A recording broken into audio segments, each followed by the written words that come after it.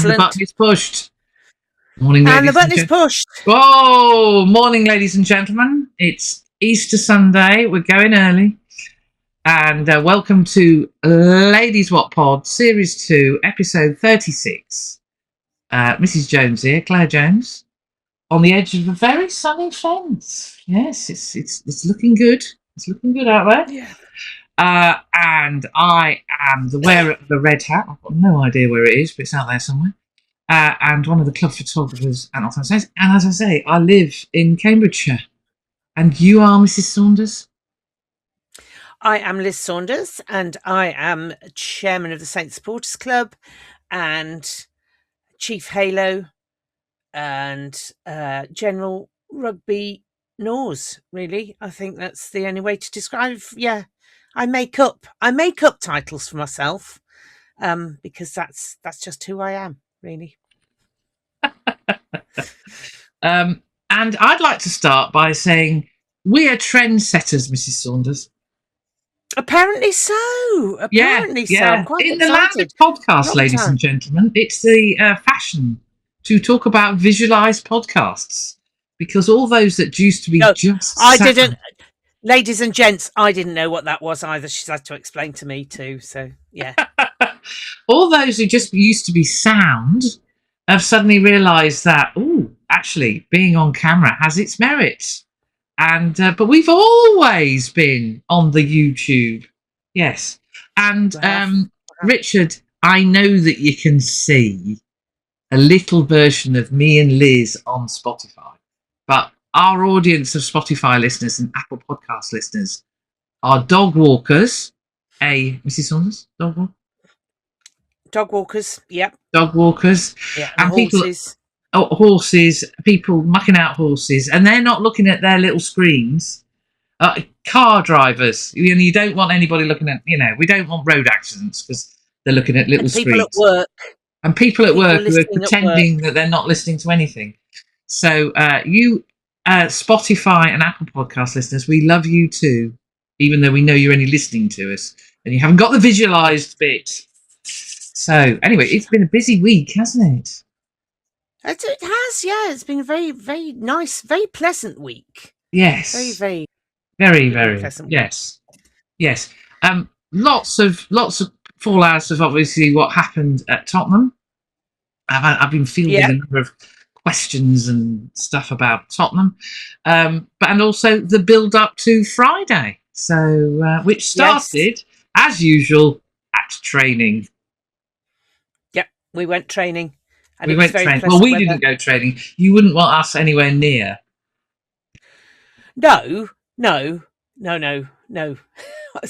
We let them do it for us. It was wasn't it busy at training? Lots of very busy. So, very busy. So we had Tom Quar and Lewis doing their stuff, videographing and taking photos and all the rest of it.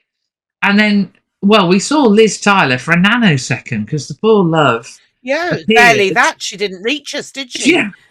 Headed back into the stadium and returned accompanied by a Premier Sports TV cameraman who was recording a bit of training, which appeared in the little video I think they did with Fremo later on. So we barely said a word to Liz. We didn't say a word at all. We got a little hand wave as she wandered past. We did talk to a few folks, didn't we? We did. We had the company of the lovely Ella Bevan Barwell, as was. I still think of her as Ella Barwell. And she's definitely Bevan. I know she has been for decades, but it's very difficult. So she joined us. Our chairman, ladies and gentlemen. Chairman, yes. So we had a highly entertaining training session, really. Yes, there was lots of running around, as you would hope. Yeah. Not from us. Not from us, no. Ben Rose was very busy. Folks that we were very pleased to see running around. The Ginger Ninja, he was up and down. He's in the Ben Rhodes. Mitch was Rhodes toddler class. Yeah, Mitch was putting in the backwards and forwards. Ben was looking at his happy best, wasn't he? He's got charges to boss around, and he's happy. Ben Rhodes. So the And we did. Invalid's We had Corner to was have busy. words with Mitch. We had to have words with Mitch, didn't we? We Because did. we were chatting away, and he said something about if we win on Friday. And we had to say, and we went, if, when? Mitch? If, when? He was trying went, not to tempt fate. He was, bless him. I don't think he expected that reaction from... So. Yes. But he was... his tan is still looking very good, Bob. I'm going to mention it, Barbados. He's still looking very rudely healthy. Yeah. Does look very well. I think he's he has the sort of skin tone that tans. You know, I can burn in December if because I don't tan, but he would tan. He's just got that sort of look. Anyway, healthy glow. Yeah. The other person who was good to see running around was Sammy G. Looking very, very, very good. So he's clearly on the mend. So there's a few folks that we haven't seen for a while who, between Jason Civil and obviously the medics, but Jason Civil and Ben Rhodes are on the road to recovery. And we have no idea when, ladies and gentlemen, no idea when. 2 weeks. So don't. About 2 weeks. Yes. A leg can be hanging off and it's 2 weeks. Oh, talking of legs hanging off, love and get well soon to Big Trev, because he had an operation, didn't he, on Thursday? He did, yes. Lots of hugs to Big Trev, yes. Yeah. I imagine his butchery skills were being honed again. So, don't approach him with caution, ladies and gentlemen. He'll have a large knife in his hand. Yeah. But Big Trev, we send all our love to Big Trev. And we'll talk about the lads that are playing tight head at the moment as part of the review. So training was good. It was good to see. They were very buzzy. Am I right? Were they very buzzy? They were very buzzy, very chipper. Yeah, very chipper, very buzzy. We were slightly concerned because the wind tunnel wasn't. Yeah, wasn't. It wasn't. Yeah, Finn was kicking quite easily without. My car didn't get hit. It was very good. No, we were right in the line of fire. Your car was, it was. Yeah, I've given up trying to park it anywhere. Really, if it's going to get hit, it's going to get hit. How they find it? Yes. So it was. Ooh. But so it was very busy. Lots of folks. One person that we did meet, thanks to George, was Lefty. Yeah. Lefty, now I'm going to get it, and we really need to find out how Zagaridis, is it? Anyway, begins. It doesn't look like a name. Yes, but he's charming, isn't he? Isn't he lovely? And the really weird thing was, he recognised me. He did recognise you. No idea who I was. Totally confused. And ladies and gentlemen, you may think, why on earth would an Ealing Trailfinder loosehead recognise? Of course, I have shot at Trailfinders a few times, and at Bedford, where he's played a few times. So the red hat. And he gave me a big hug, which is, I think, a first. I've never had an arriving player actually recognise me before. So that was rather jolly. And he's lovely, everybody. Our first report is he's lovely. So he'll fit in. He'll fit in very well. Yes. Yeah, so that was lovely. So we felt suitably, buoyed by our training experience, don't you think? We did. We had some interesting conversations. Yes, well, that's it. Yes. Chunya was sharing with me his philosophy of time and getting into very deep water. And the more he tried to get out, it was just getting worse. He was complaining about feeling old, wasn't he? Feeling old. Time was passing a bit quickly and he was feeling old. Yes, Chunya. And I said, yes, it does get worse. And he went, well, yeah, it will do by the time it gets to your age because you've got less life to live. And I'm going, Chunya, no, stop. No, really stop. But he didn't. He ploughed on and on. And I said, I really should stop now if I were you because this is, it's going to end. I'm going to have to explain to Douse why I've turned feral and it's not going to be good. And he went, all right, I'll stop now. So that was quite entertaining. And you could see there was this, how do I get out of this? No, I've gone too far. It's too far. We love Chunya, as Chunya knows, but there are moments, Yes. like with many. And then we had a brief chat with Finn, who was running around. He was running around, but he's going through his HIA protocols at the moment. So he's got all those tests he has to. But he confirmed how he got his head injury that needed the assessment, because Henry's boot, and he's not said sorry yet. He's not apologised. No. After how well Finn looked after him on the Lions tour, not a sorry. Yeah, not a sorry. Doesn't need me now. Got Eddie Hearn. Yeah. How soon they forget, we said. And they were his posh boots, weren't they? Those, posh boots. Posh boots that Finn never wants to see again.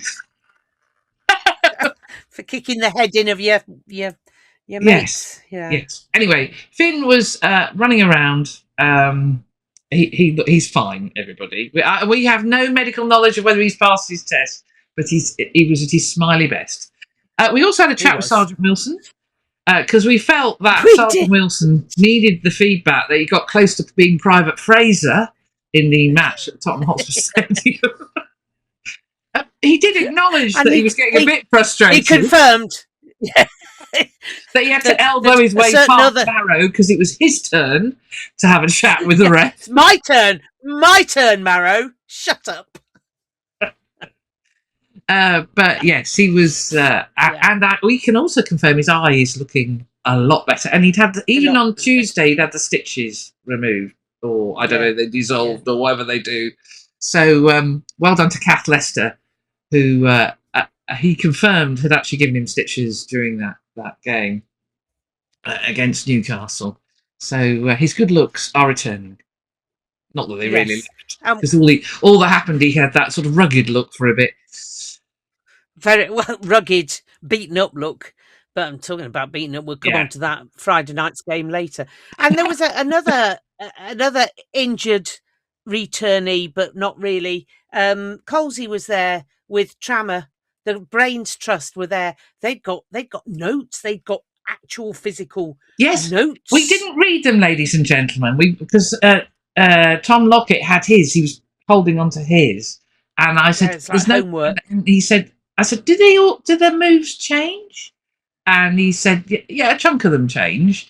But so every week they have to learn their lines. So it's like, and it's all written down on a bit of paper that they carry about with them." And at that point, Finn Brown pointed out possibly a flow chart. Yes, it had arrows and everything. I mean, it was very complicated. To which Finn Brown gave his tuppence worth and said, "Well, the backs never have to learn anything." Yeah. And he seemed to think this was living proof that forwards were therefore more intelligent than the backs. Not sure it works like that, but yeah. There was much moaning going on. Did you hear the moaning that was going about football? I was having Ben Rhodes toddler moments when that debate was going on. You said that if we won against Newcastle, we could play football, but it didn't happen. Oh, Lord. Yes. Ooh. Why do the backs always why are the backs always allowed to play football and we're not? It's not fair. Dad, it's not fair. Honestly, it is like that sometimes. It really is. And we can confirm that the forwards did play football. Incredibly badly, but they played football. I was going to say, there's a reason why they're not allowed to. Side that need worry about that they've missed out on somebody. I'm not saying they're bad, but even cobblers wouldn't have given them a second look. Oh, dear me. Yes. So, right. Anyway, yes. So, training was good fun, and but hard work. Ooh, some of the hits that were going in. Ooh, they don't muck about. Oh, yes. There's a bit at the end when they don't go full contact, but they go quite full contact, and there were a few crunchy moments. But they've got to get ready it's quite difficult for them not to, because it's as dangerous to not commit fully as it is. Yes,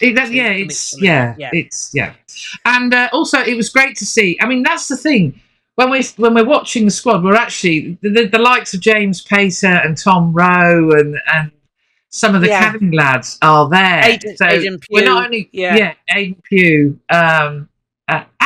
I've got to talk about that on Friday. I've forgotten about that. You've just reminded me. Who's that? 15 times. All right. Okay. Is that Archie? No, that's Aidan Pugh. Is that Johnny Wyman? No, that's Aidan Pugh. I'll talk about that in a minute. It's very weird. Yeah. Do. Yes. So yeah, we really do get to see the academy training with the main squad. When you talk about it in the abstract, and of course you don't see it as supporters, but we can vouch that they are there and they are learning their trade, effectively being the wanderers in training every week. Yeah. So So well done. Yes. And Radders and his whistle was a bit busy, wasn't he? He's gone back into full whistle mode. Have you? He has, yeah. It was the green whistle this week, and full Radders whistle. It's quite piercing.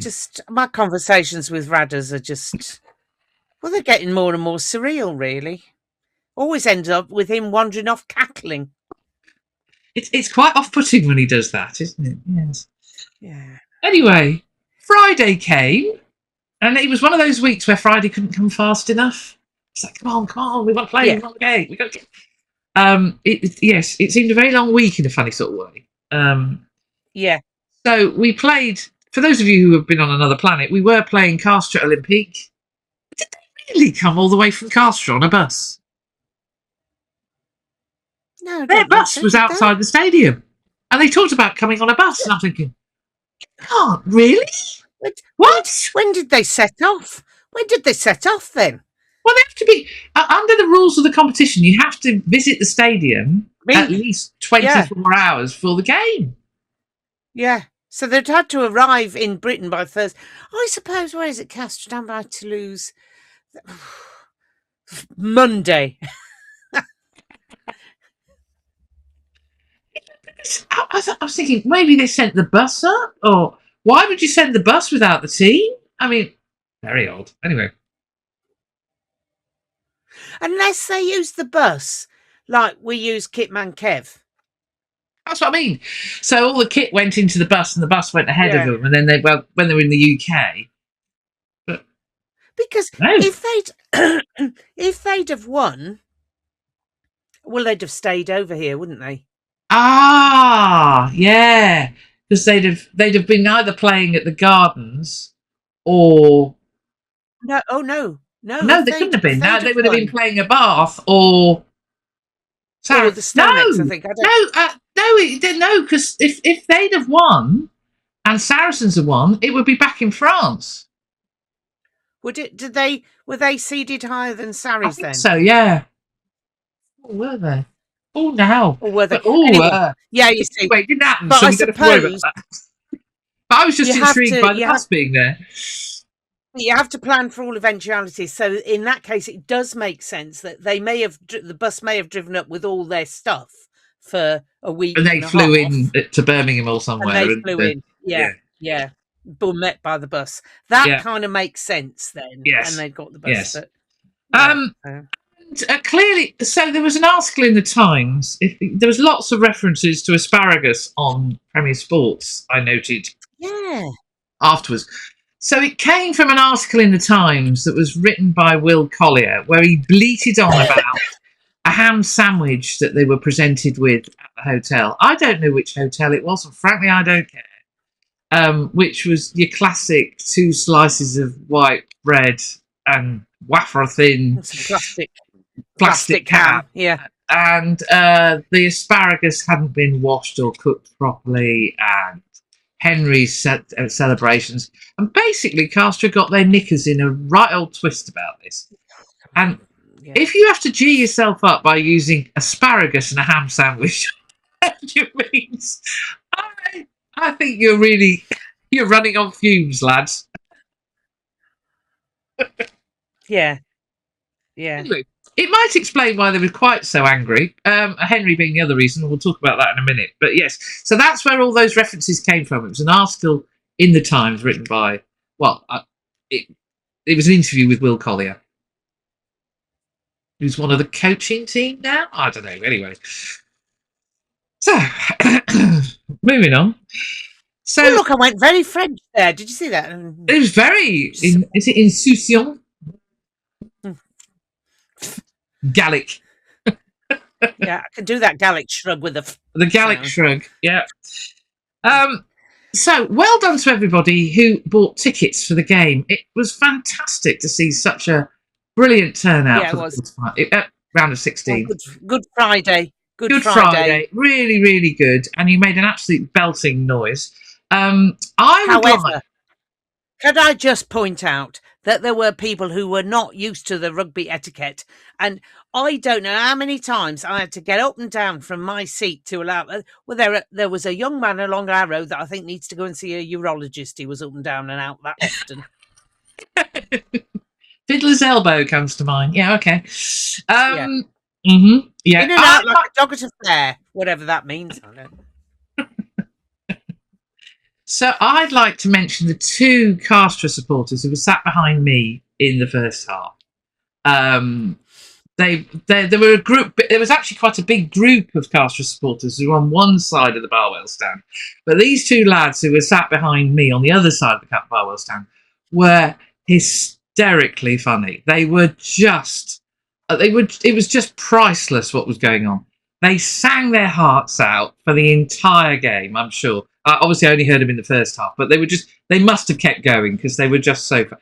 And of course, when Castres scored twice, they went yip crazy. But the best thing was they did it with good humour. So everybody in that part of the stand fell in love with them. They were just brilliant. So whoever you were, gentlemen, thank you very much. You were very entertaining. More French supporters like that, please, because they were lovely. So yeah, I have to say the ones I met in the village were delightful, really, really nice. Yeah. Didn't hold out much hope for their team, but they were. Yeah, well, they're not Parisians, are they? So it always helps. Well, yes, or from Bordeaux. Yeah. Mm-hmm. Which are Paris by the sea. Castres, your supporters did you proud. They were brilliant. They were fantastic and made a great noise. As did the main crowd. The rest of us, very good. Yeah. So we said before we talk about the referee. We will get that out of the way. Let's get it out of the way. It's got very shiny teeth. There you go. Got it out of the way now. Yes. It was a bit disconcerting because I did my Halo greeting and he looked at me and smiled. Ah! Those aren't your own teeth. Yes. Very shiny teeth and a tan. Mm. Yes. But sounds familiar. Where have you seen that before? Anyway. Mr. Evans is a very experienced referee. So experienced. I remember. Did it though? No. He was one of the refereeing team in the Argentina tour in 2017. So he's not some fly-by-night ref. But it really did feel on Friday that he was a bit lost. Bless him. Out of his depth. Yeah, he didn't know how to engage. He seemed to have forgotten what he was supposed to do with the TMO.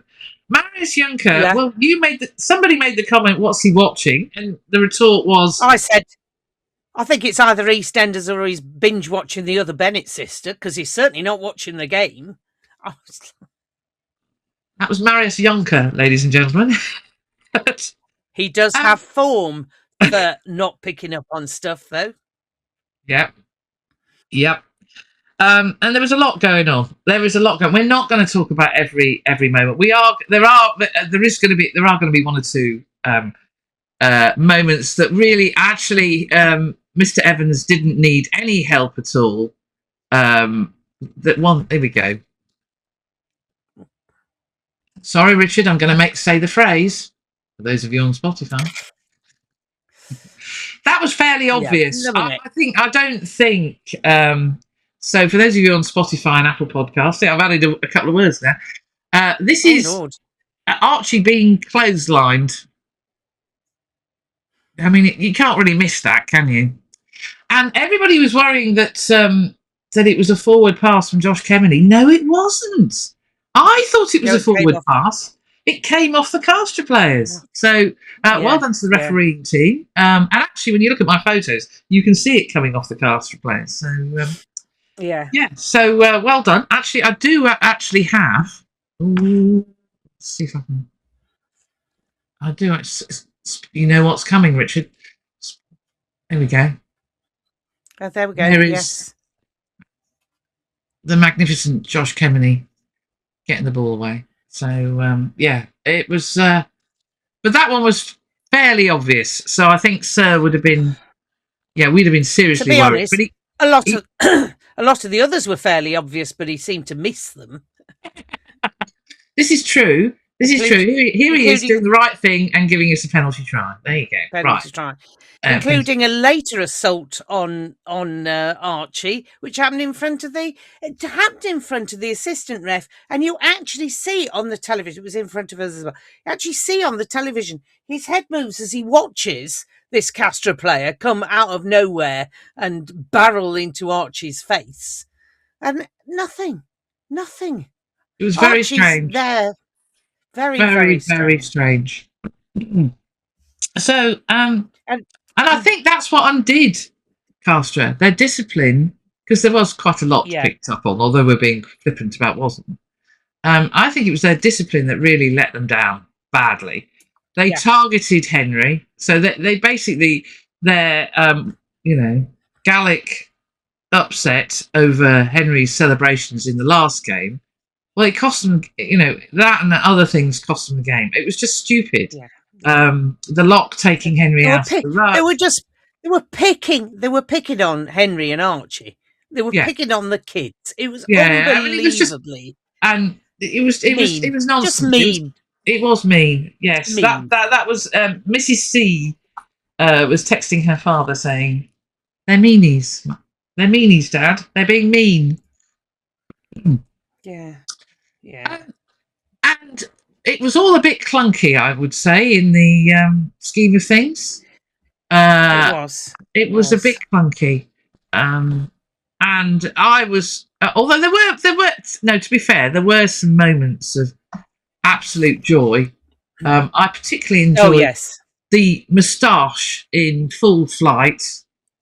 There you go. Yes, Crago's moustache is doing very well, as you can see, ladies and gentlemen. And he's been challenged to get it up to Hamish Smale standards. Yeah, we have set him the challenge. What I was talking about his fashion, moustache, advisors. He's well up for the challenge. Yeah. And this man was huge. He was absolutely immense. Yeah, he was. And for those of you without visualization, we're talking Josh Kemeny. Yeah, how lucky we are. Yeah, absolutely. A massive game from the big man. He was outstanding. Yes, so we tiddled about a bit, went 12-0 down, and we're all looking at each other going... I wasn't worried. But we're all going... in the script, but... What is occurring? And then suddenly we burst into life. So, well done. Mr. Fischetti. Well, after Rambo's try wasn't given, and... Ooh, yeah. Because of a foot in touch. Mr. Fischetti did the business and dived in front of me. I had no... I mean, you can see this is the most... Dave Rogers, who was sat in the corner, got a really nice picture of Danilo scoring. But my view was, this was me. That's what I saw of Danilo. A lot. Side on. Anyway, well done, Danilo. He got the ball down. And can I take the credit? I went to the loo. Well, you did that again in the second half, didn't you? I did that again in the second half. It was more dramatic. Well, I didn't go to the loo in the second half. I just went for a stomp around the village. You went for a stomp around the village. Oh, right, okay. But this time I realised that I could, better go to the loo, because when you're hailing, you don't have time. And I thought, I'll go to the loo now. And it worked. And brilliant. I was greeted by stay out there when I came back because Harsh. Yes. So you had a lot of flags to give away, didn't you? And we had 5,000 flags. Yeah. Dr. T snaffled a couple, and they're in my, as you can see over my shoulder. There they are. I think as a crowd we're getting less resistant to flags, because the first time we were trying to give flags away, people go, no, I don't want flags, don't want flags. Either that or they just were giving in because they realised it was futile to say no. Have a flag. No, I'm not asking. No, I'm good, thanks. I'm not asking how you are. Have a flag. Oh, okay. And I'm still not happy to help, but will you take a sodding flag? Anyway, yes. Yes. Yeah. Yeah. I'm sure you didn't use such inappropriate language. No, I didn't. No, I didn't. No.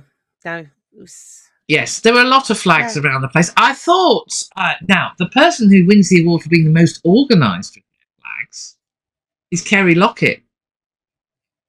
Yes, she got flags for everybody around her. Yes, so she said, I took more than one flag so that I can make sure everybody around me has a flag.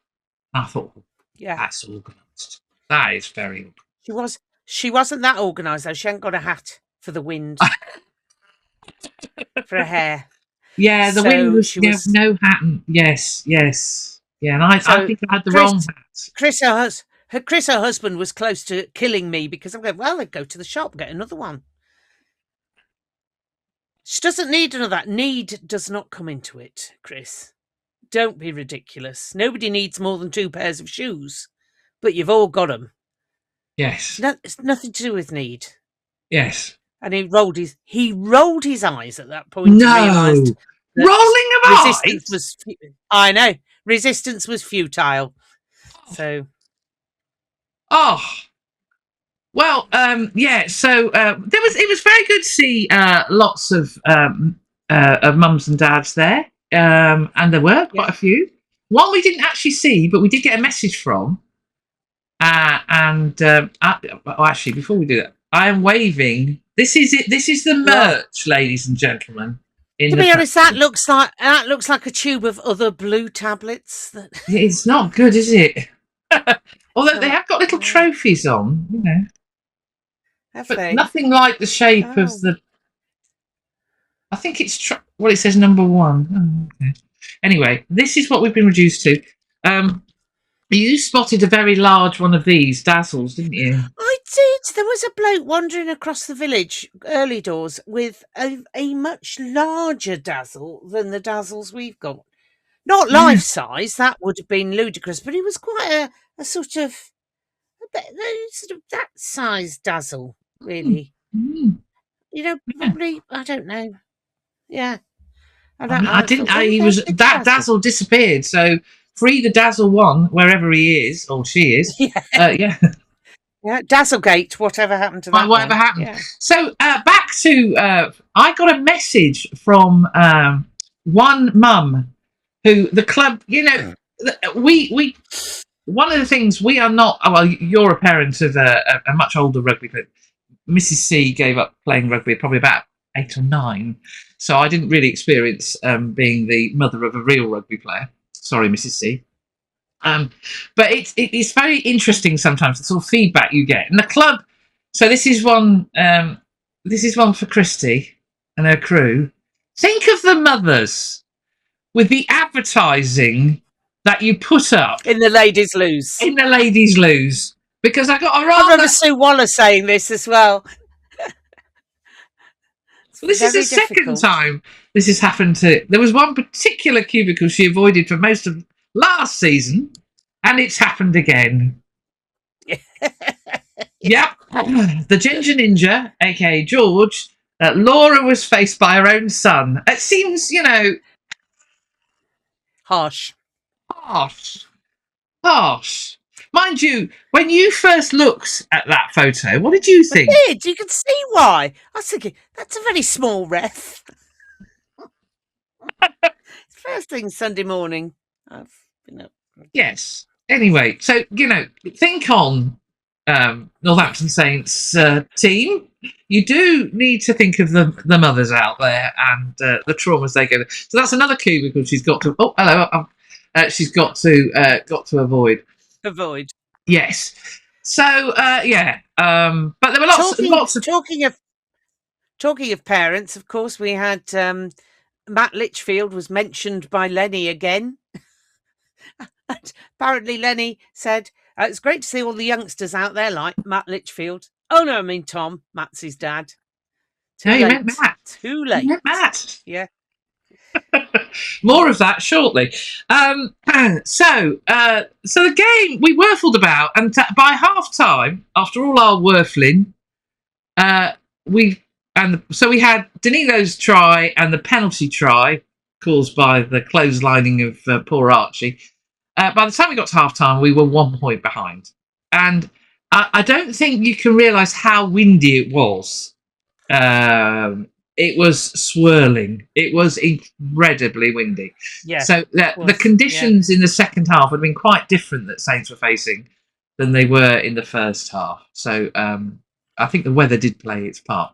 But so probably did the fact that they all decided collectively just to get their act together and get on with it.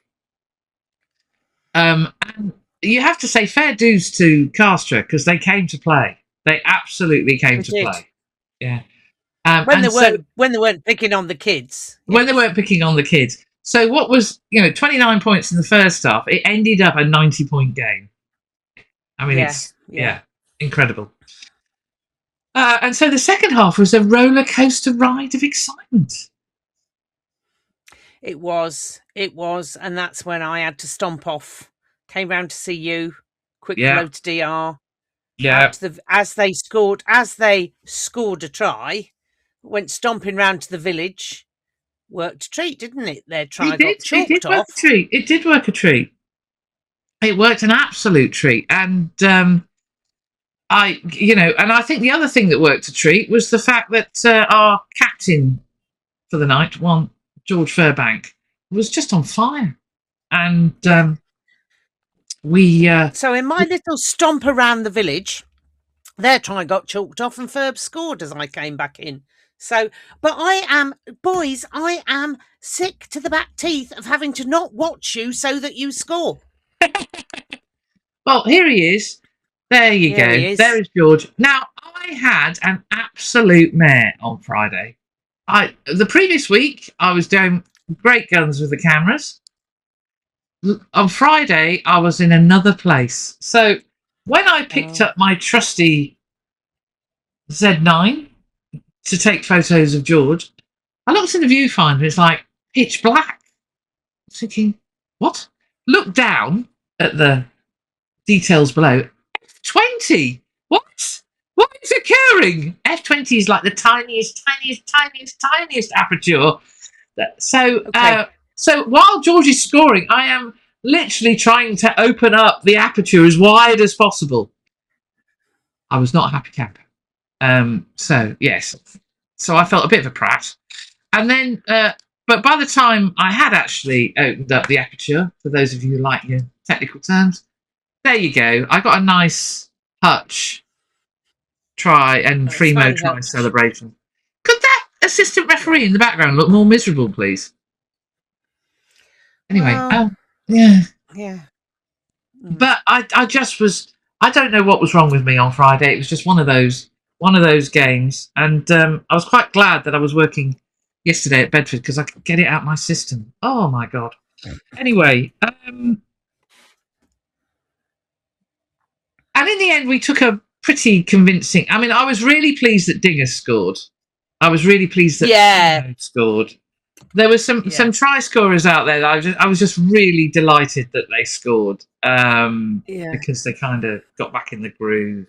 And, I thought Archie, and we're going to talk about the Ladies Wot Pod Player of the match, but I thought Archie and Henry had to put up with an awful lot of. The stuff that was happening was unbelievable. But they played beautifully. Really. Absolutely beautifully, the pair of them. The turnovers that Henry won, the drive, his leg drive is just extraordinary, just incredible. Yeah. So he absolutely, both of them played fantastically well. Tone was brilliant. Oh, 7 from 7 in that wind. How Yeah. impressive. That's the thing. I mean, you just think one of them was from literally on the touchline, and he just banged it through. I mean, Tone, we love you. I think he likes playing against the French. I think they were very keen to talk to him. They were very keen to talk to him. They can back off. They can just back off. They can get back on the coach and they can go back. He's to ours. Castres. He's our Tone. So he was. They came to find him after the game so he could go and have a chat in the changing room, and so he disappeared for a bit. But obviously, he came back. They were very keen to talk to him. So he and there was a weird soup kitchen queue of French players outside our changing room. It was a bit weird. I walked out. It's like, oh, hello, what are you doing here? Talking to Cleopas and somebody else. Yeah, it was all very. Well, I suppose also JJ because he'd been in France as well. No, he wasn't engaging with them. No, well, he wouldn't. He hated his time there. So. Yeah, I think he likes the French Alps, but that's about as far as it goes. That's really. about it. I had a big hug from him after the game. Well, I say it's like I just get. He comes down and gives me a hug, and I think probably all you can see is my little legs. So.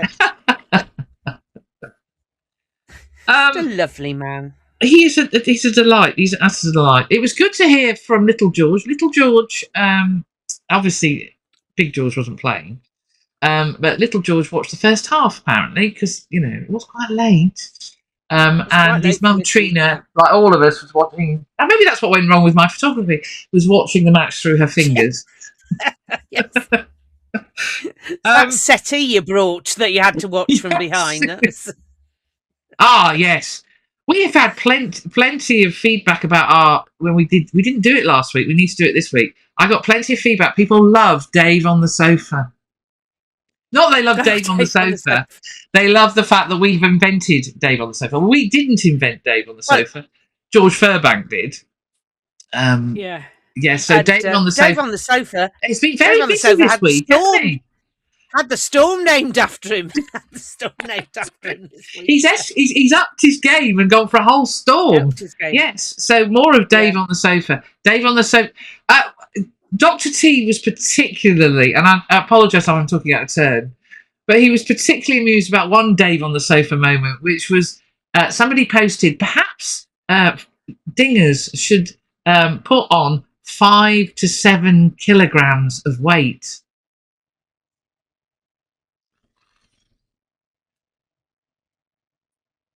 It was That's very precise. It's terribly precise. That's weird. I mean, social media sometimes. It's like. I mean, I do wonder whether Douse and Vesti go, oh yeah, that's an idea. We hadn't thought of that one. Here, put that in on Monday. I thought the best Dave on the sofa comment about Henry which was one I do resist now because I think, it's pointless. It's like doing something in the wind. It's absolutely pointless. And but there was a bloke who put, he needs to be put in the ring 1-to-1. That'll show us how good he is. And my reply was, or any other sport that he doesn't do. Ski jumping, what? Tennis.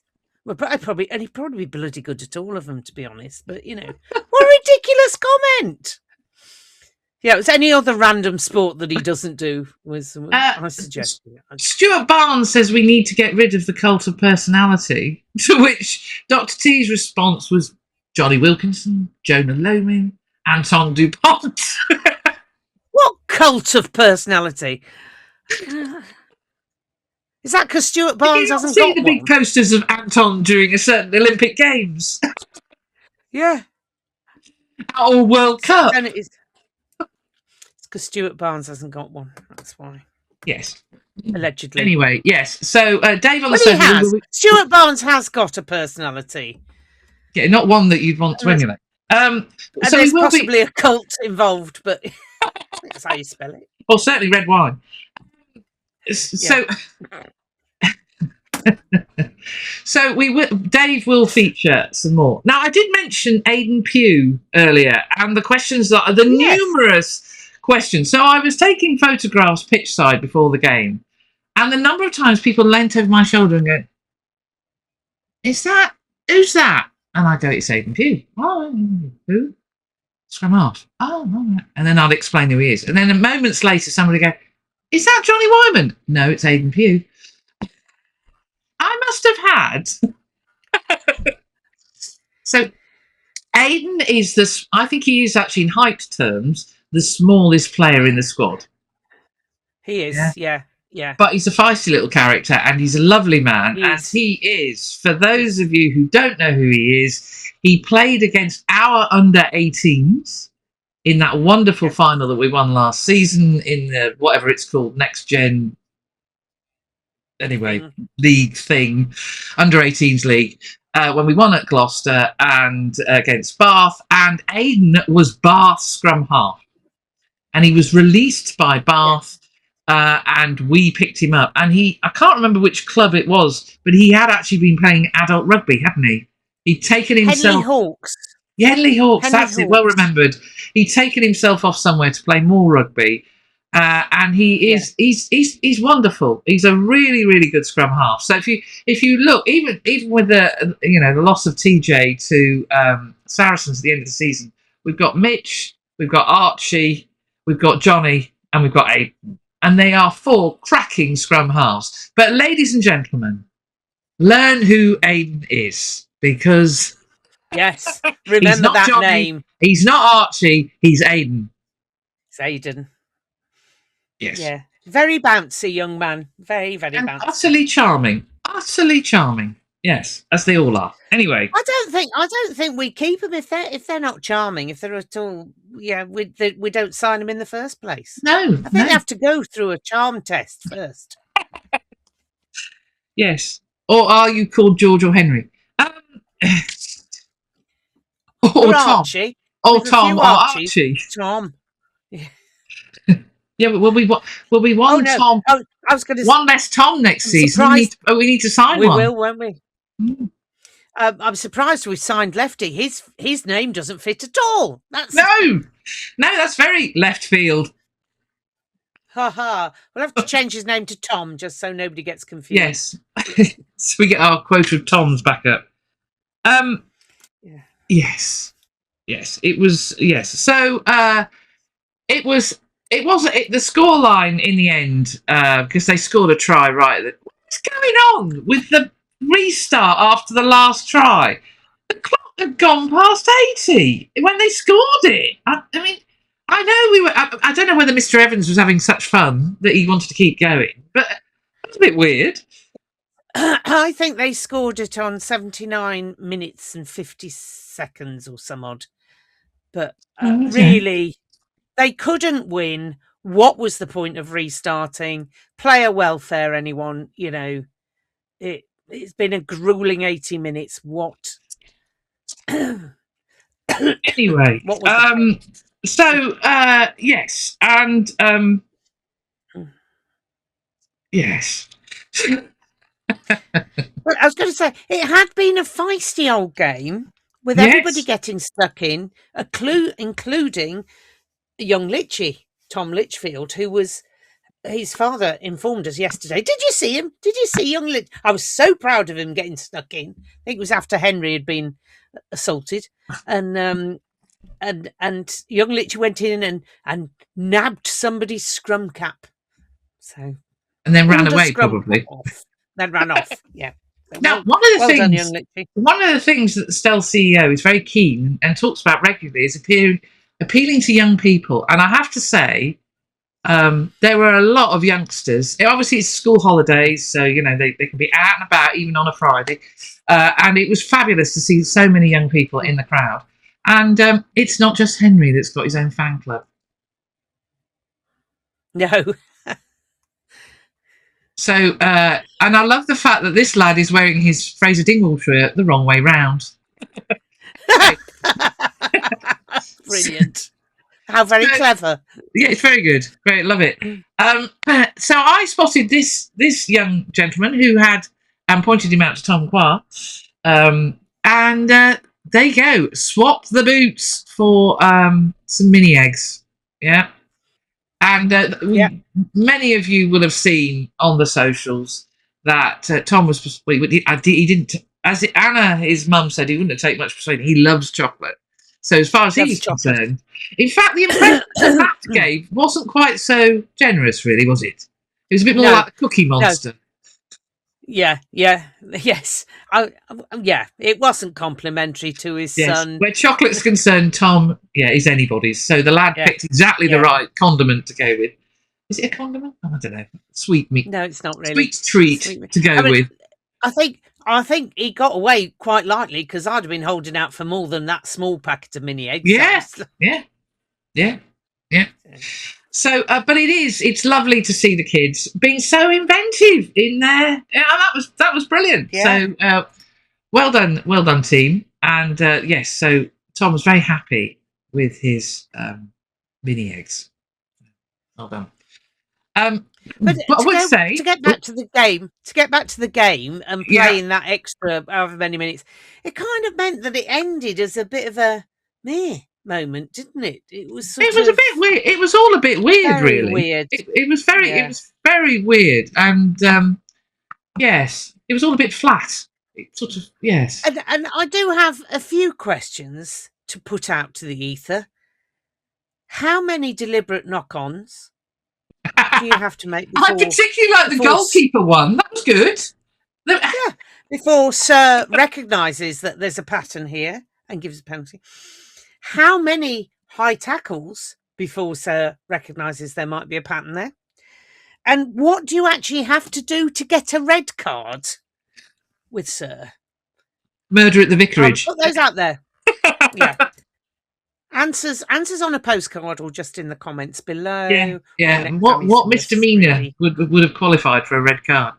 Yes. Yeah. So and another mention about young people being present. NSB. Yes. No, so it was fantastic to see NSB. Here they are. Hold on. Yeah. For those of you, Richard, sorry. For those of you on Spotify, here is NSB and their trophy. There we go. All looking very smart in their attire. There we go, with the trophies, because they won the league and the final. League and the cup. Yeah. So two cups. Well done. The captain wasn't there because he was off with England, whichever age group. There's quite a few off with age groups. Yeah. So congratulations to NSB. It was fantastic, and it was the crowd. It was lovely. The crowd gave them a fantastic welcome. So even before they'd got on as they were walking round. During the game, as they were walking around to get ready to do the walkabout, the crowd had already started going. Yeah, it was really good, really good. Well done, NSB. We're incredibly proud of you. Right, shall we talk about the Ladies Wot Pod Player of the Match? Now we can't. I'm going to talk about. Actually, we can talk about it now. Should we talk about it now? This young man. Yes. Now, we'll talk more in a minute about the Saint Supporters Club, as we usually do. But this has gone a bit viral. This photo. Yes. And literally, I had about 3 seconds to take it. I basically said, "George," and he turned and smiled at me. And bless him. Bless him. With his dazzle and his ridiculously large medal. That really is a 1970s medallion man thing, isn't it? Yeah. It is. And the wooden box. So what you can't see is Liz Tyler stood over to his right with the wooden box, which is mahoosive. So, so George Furbank was the player of the match. Sure. And picked by Premier Sports. So we have to pick our Ladies Wot Pod player of the match. Well, to be honest, it could have been, any one of a few, really. So Archie and Henry for being so brave under severe provocation. Anthony, I thought Anthony played brilliantly. Josh Kemeny. For me, it's Josh Kemeny. Yeah. He was everywhere. He was everywhere. He would say himself he didn't have his best day in the lineup. There was the lineup was greasy. I think the ball was greasy, but they've got to fix that. But Josh, the lineup was a bit all over the place, Bill. Yeah, Josh was just immense. Broken play, he was immense. Yeah, absolutely immense. Oh, another mention. Forgot to mention somebody else. Luke Green. Because I thought he was superb. And Cleopas when he came on. Yeah. Immediately won a scrum penalty. Scrums. I don't think he knew. Well, he'd no idea what the hell was happening. I don't know what planet Craig Evans was on, to be honest.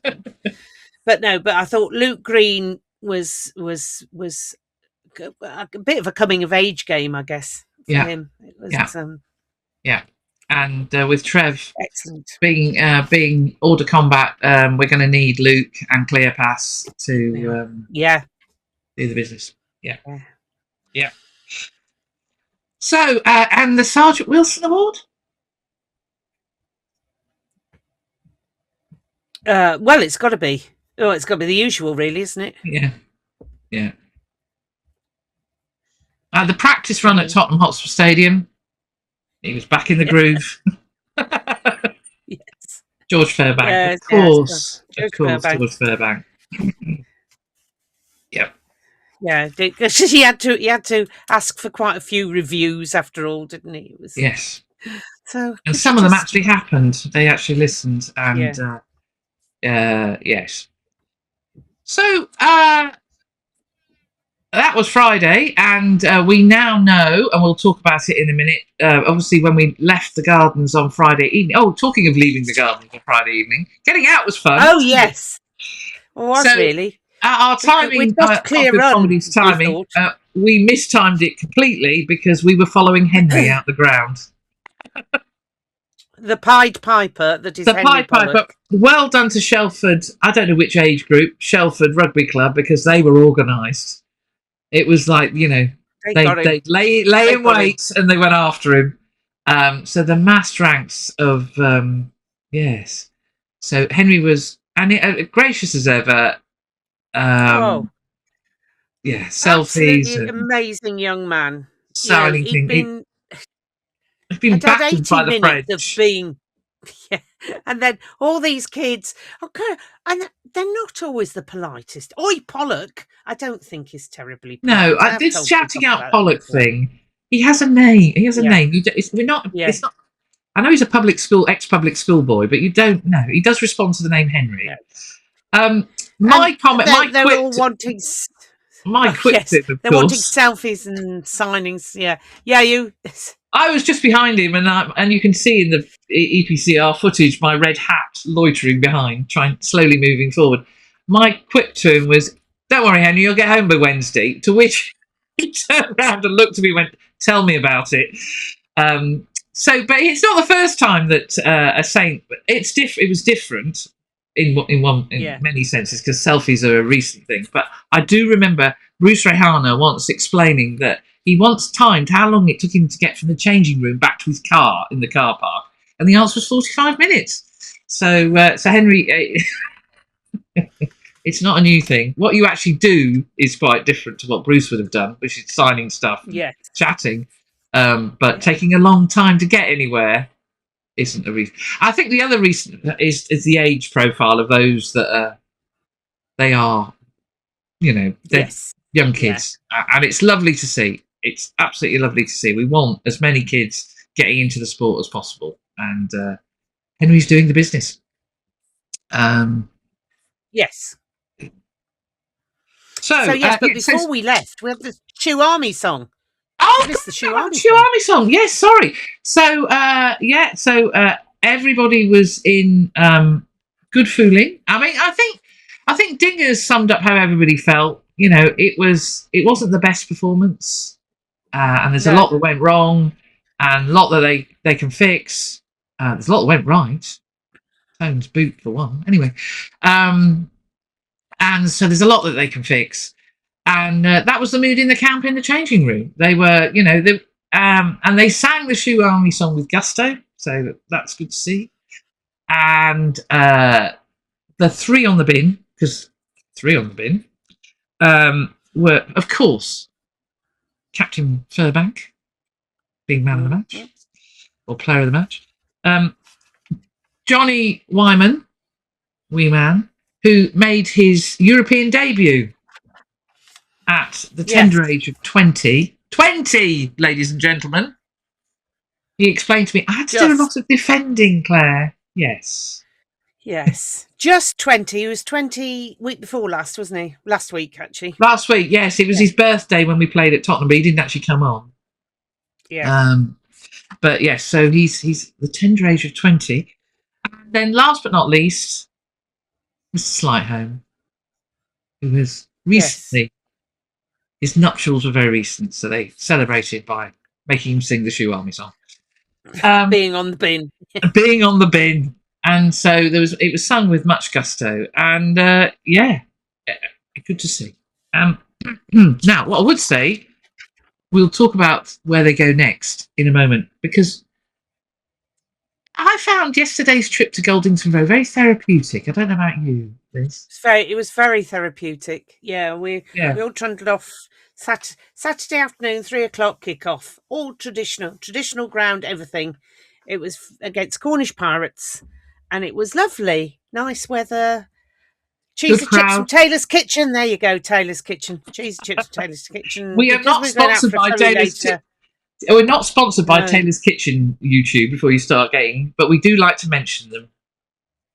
Yeah, brilliant chips. Cheese chips, absolutely excellent. I did go for the chili and chips because we're going out for a curry early doors in the evening, so that's why I didn't go for the, because anyway. So lovely day out. Met lots of people.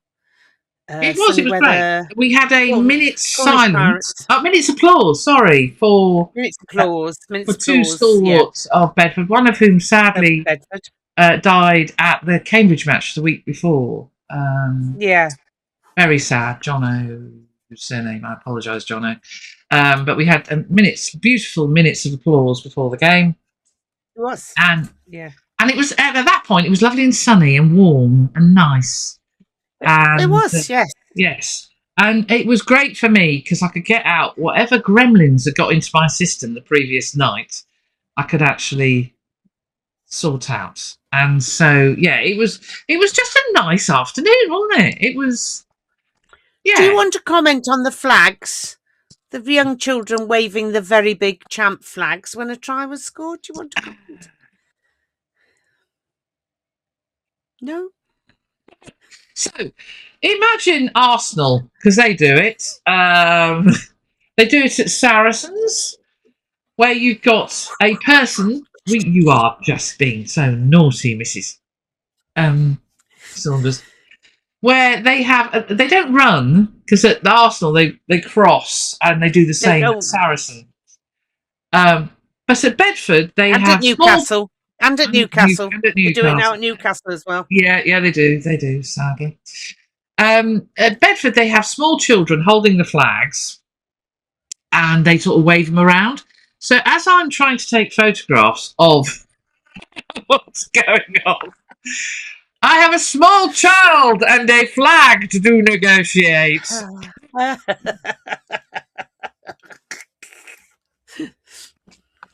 Yes.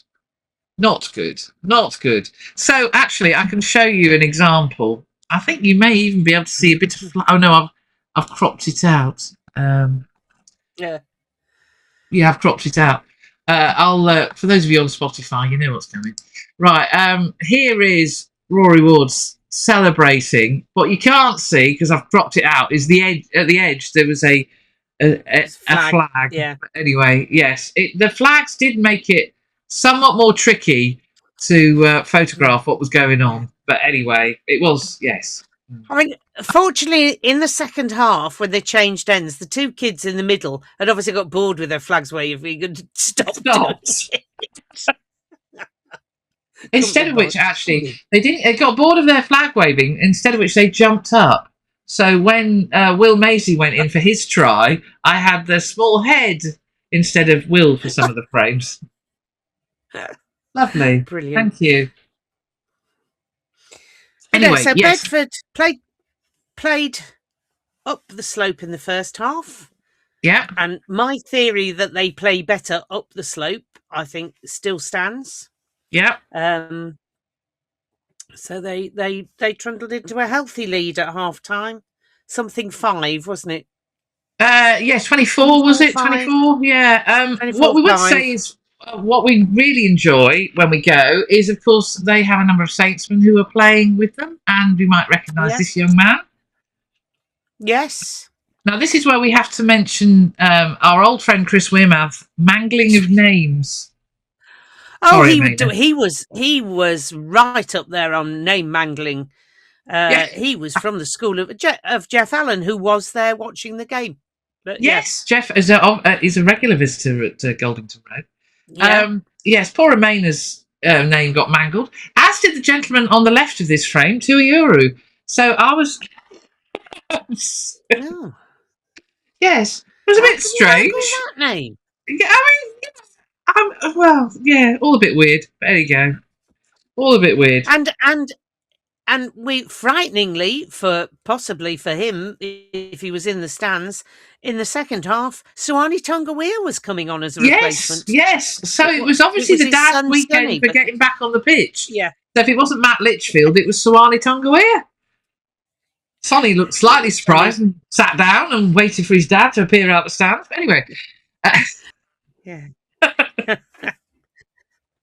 And the other former Saints man we saw there was young Alfie Petch. Ah, yes. Who was? How do you describe? He's enjoying life. He's filled out.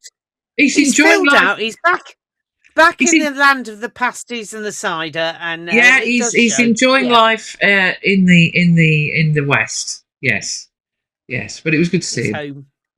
And it was just nice to be in the sunshine. I was recalling the last time I'd seen him at Bedford when he'd been watching with a load of the other boys, and he has an eclectic fashion sense. I don't know if it's got any better. And we're chatting away, and I turned to him and said, "And what have you come as, Alfie?" "Oh, Liz." But of course, all the others just fell around laughing. Harsh, but fair. Yeah. Yes. Harsh, fair. And then we have to congratulate this young man. We do. 1,000 points for the Bedford Blues. This is Will Maisie, who scored a lovely try at the end, and I did actually get a photograph of it, but I haven't put it in the collection. Very lovely try. And he... Well, yeah, sorry, go on. He was player of the match. Yes, he was.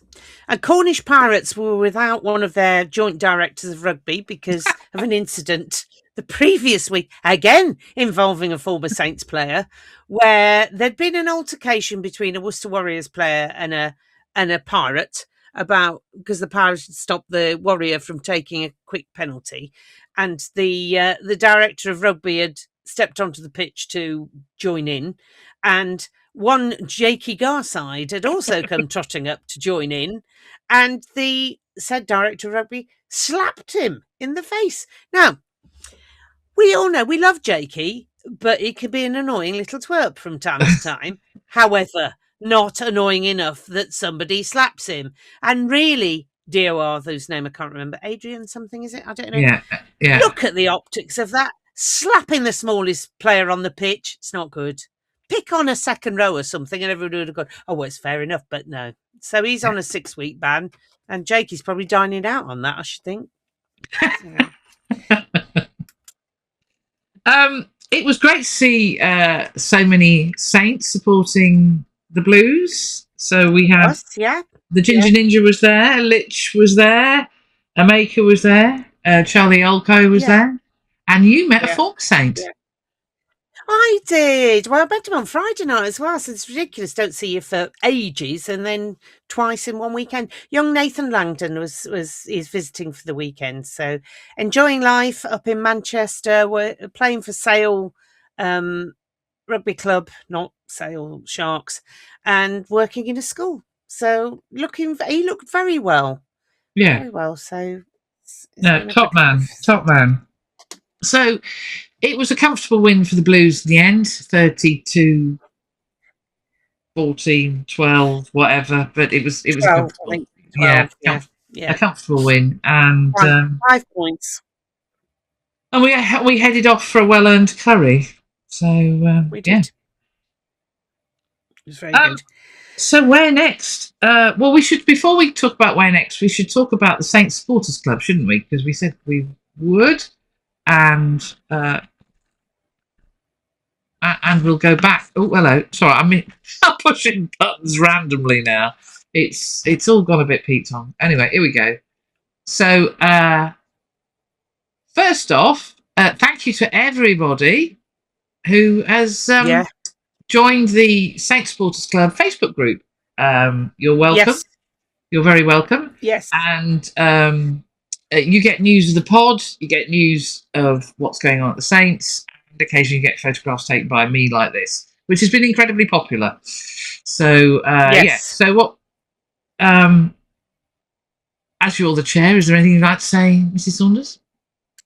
No, just thank you very much, and keep watching. And when the time comes for memberships to be open, if you're not a member, please do join. It's not very much.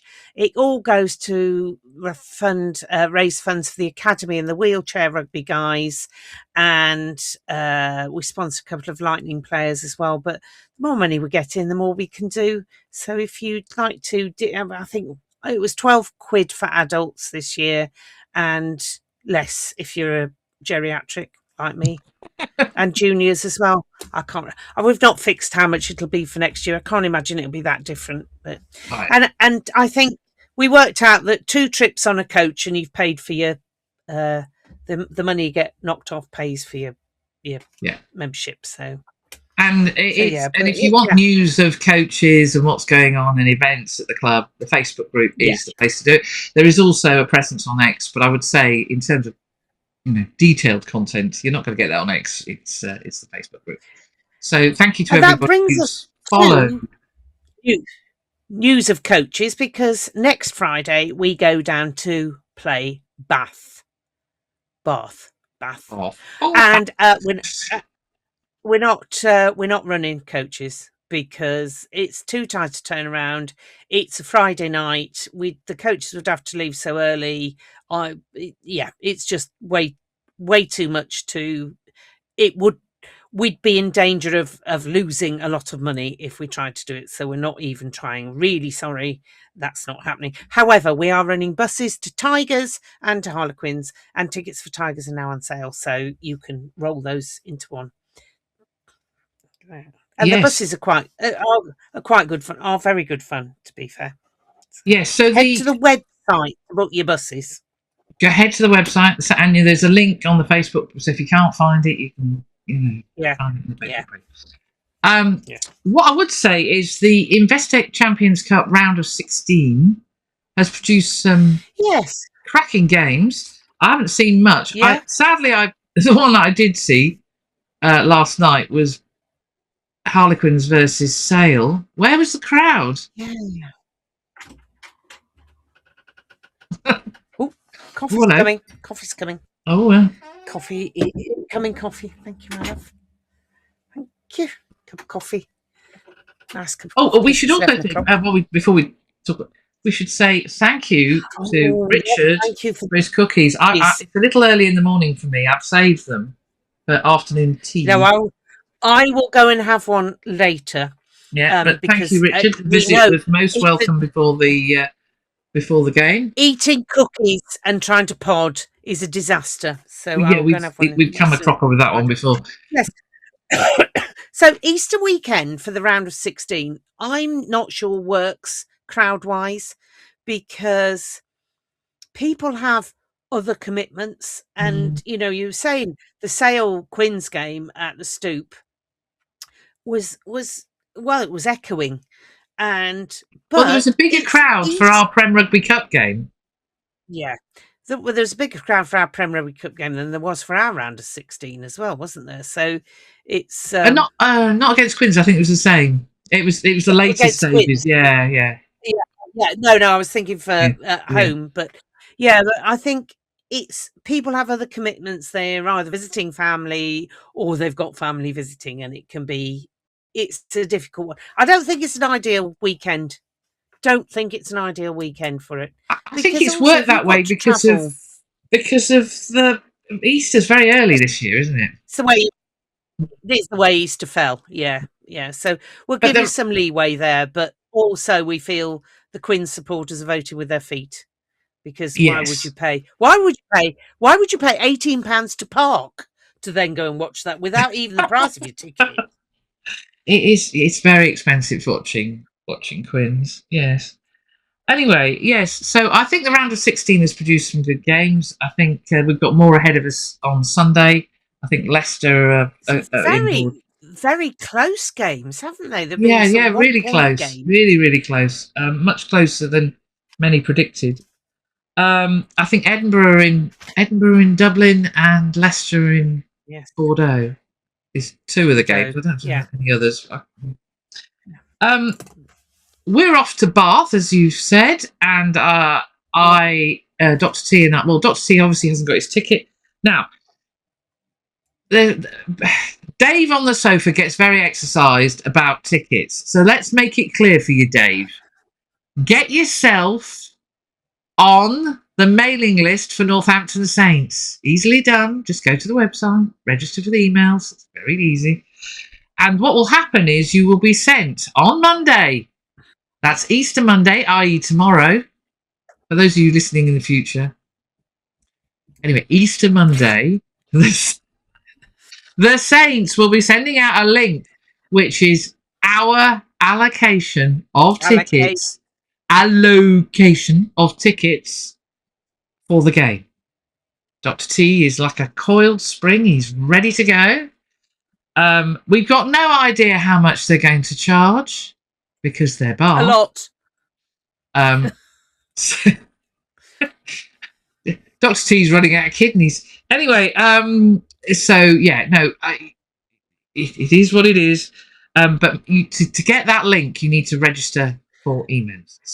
And Dave on the sofa, it's not in your season ticket. None of the knockout games are in your season ticket. You have to pay extra. That was another classic about Friday on the Dave on the sofa moment. I'm very disappointed to find that this knockout game is not included in my season ticket. Sorry, Dave. How clear, Terms and conditions, Dave. Read the terms and conditions. It's very clearly stated on that lovely leaflet that they give you when you. Anyway, I do apologise to any Daves listening and watching. We know it's a bit like any Karens. It's become, Yes. And so there's some bloke called Dave who's sitting on his settee. I'm feeling picked on now. So sorry, it's not you. Yeah, we don't mean you, Dave. We mean Dave. Yeah. You all know who I mean. Yeah, 5 to 7 kilograms. So we're all heading down to Bath. It's an 8 o'clock. It's an 8 o'clock kickoff at the Rec. I will be bringing my own torch to be able to see the pitch.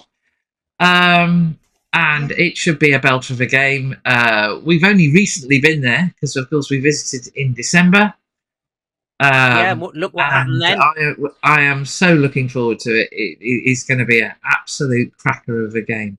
I thought yesterday's game between Bath and Saracens was very dull because it was monochrome. It was all black and white. Colour cameras there. No. It didn't need colour cameras because the two teams were playing in black and white. I was forced at one point. I gripped onto the crash barrier and just went, "Come on, sorry, it's not going to happen. It'll never happen again. Never happen again." Anyway, so we're all looking forward to that, and then we go straight back into the Prem with a trip to Exeter. Now, Dr. T confessed, I suddenly thought, oh, we don't need to come home. We can just stay down there. No, stay down there. Yeah, No, which would have been nice. but Dr. T has got important business back in the village. Sorry, Wolfie. I think he's bigging his own part up there because I'm sure it could all be rearranged. Well, it's, but when you're an important personage in the village, in the parish council, you've got to come back. Yes. Anyway, so that was quashed immediately. So the following weekend we're at Exeter, back in the Prem. So it's a heavy load running for the next few weeks and months. So all very exciting, really. Yes, I suppose the good news is it does look like we will have some players returning from injury over the next 2 or 3 weeks, hopefully. Others, it'll be 2 or 3 months, and then obviously there's one we know definitively some will be next back season. And some, yeah. But it's. I know we don't know who's coming back when, ladies and gentlemen. No, we don't. When they're going to play. No. 2 weeks. It's 2 weeks, ladies and gentlemen. It's always 2 weeks. You can have a leg hanging off and it'll be 2 weeks. Right. So there we go. Now, what we can also say is that Bedford continue their campaign to get a home, I don't know what it is, home playoff match. Let's call it that. And they're off to Worcester. That should be interesting. Worcester. Should be fun. Yeah, Worcester at Six Ways next weekend. So there's a thought. So those of you who are going down to Bath on Friday night and staying over, you could pop in to Worcester on your way home on Saturday afternoon and give Bedford a bit of a support. Ooh, you've given me an idea. I have, haven't I now? Yeah, you have. Okay. Anyway, moving on. We're not going to either because we're dog sitting. So I think the horses are going to be happy again. Good. There's been no mini rugbies because it's Easter. They're all scoffing eggs. And walking rugby and everything. Yeah. Yes. So I don't know what the schedule is for this week. I know you're busy up north. But I'm hoping I'm going to York. Yeah, I'm hoping to get to training, but I will need to find out what the schedule is and see if it's possible.